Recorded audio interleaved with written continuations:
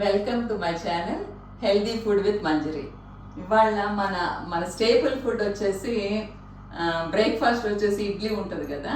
ఇడ్లీ ఎప్పుడైనా మిగిలిపోయింది అని అంటే అది కొంచెం హెల్దీగా చేసుకోవడానికి ఇవాళే ఒక రెసిపీ అనుకున్నాను. ఆ రెసిపీ మీకు చూపిస్తాను. ఏంటంటే మష్రూమ్స్, ఫ్రెంచ్ బీన్స్, క్యాప్సికమ్, ఉల్లిపాయ, పచ్చిమిరపకాయ, ఇది నేను అనుకున్నది. ఏంటంటే ఫస్ట్ మామూలుగా మనం తాలింపు వేసుకున్నట్టు అన్ని తాలింపు దినుసులు అన్నీ వేసేసుకుని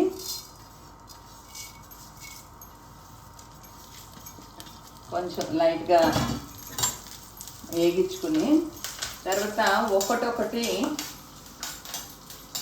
ముందర కొంచెం ఉల్లిపాయ ఎక్కువ వేగాలి కాబట్టి ఉల్లిపాయలు, తర్వాత క్యాప్సికమ్, అవి రెండు ఫస్ట్గానే కొంచెం ఉడకబెట్టేసి ఉంచాను. క్యాప్సికమ్,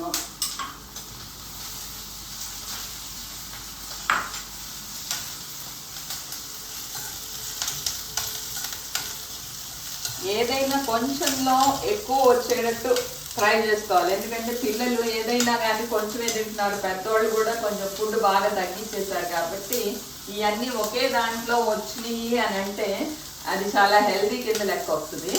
సో అవన్నీ ఒక దాంట్లో వచ్చేటట్టు, అదంతా కొంచెం బాగా తినేటట్టు చేసుకుంటే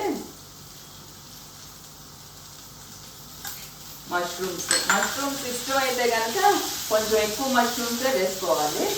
లేకపోతే మాత్రం ఏదో మన పిల్లలకి కొంచెం తక్కువగా అలా వేసుకోవచ్చు.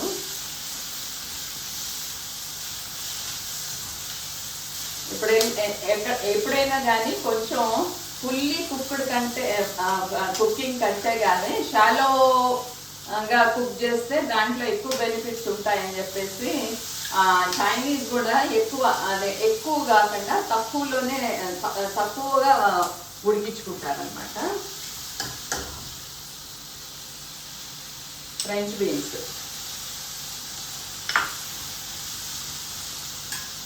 కొంచెం ఉల్లిపాయ, పచ్చిమిరపకాయ,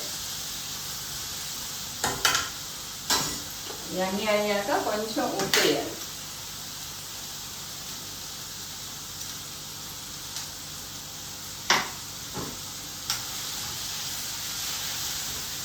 కొంచెం పసుపు, ఎందుకంటే పసుపు ఇది very very good for health. కొంచెం పసుపు వేసి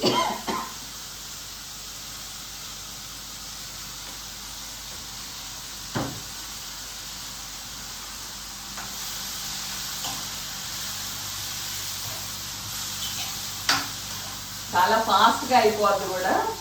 కావాలంటే ఇడ్లీ వేసుకుని చేసుకోవచ్చు, లేకపోతే మిగిలిన దాంతో అయినా చేసుకోవచ్చు అనమాట.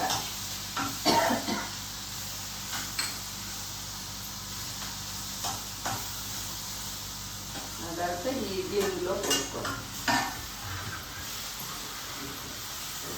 అవి ముక్కల కింద ఉండేటట్టు కొంచెం జాగ్రత్తగా కలుపుకోండి. కలుపుకున్నాక మన దగ్గర నువ్వు పొడి ఉంటుంది, లేకపోతే ఏయో ఒక పొడాలు ఉంటాయి కదా, ఆ పొడి కానీ.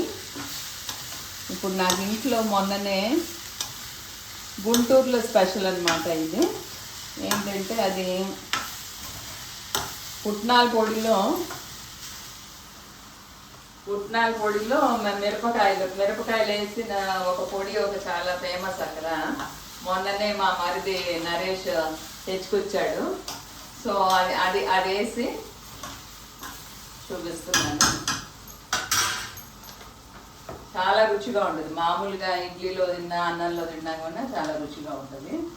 సో ఇది కావాలంటే మనం నువ్వు పొడి వేసుకుంటే ఇంకా చాలా హెల్దీ. ఇదండి ఇవాళ నేను మీకు అందించిన ఏంటంటే ఈవినింగ్ స్నాక్ కిందన్నా తినచ్చు, లేకపోతే నైట్కి డిన్నర్ కిందన్నా తినచ్చు. ఇది కాకుండా ఇంకో దోశ ఏదో తింటారులేండి. అది ఒకటి ఇప్పుడు రెండు మూడు టిఫిన్లు చేసుకునే వాళ్ళు ఇది కొంచెం పెట్టుకుని తినచ్చు. అదండి, ట్రై చేయండి. మీ కామెంట్స్ బాక్స్లో పెట్టండి.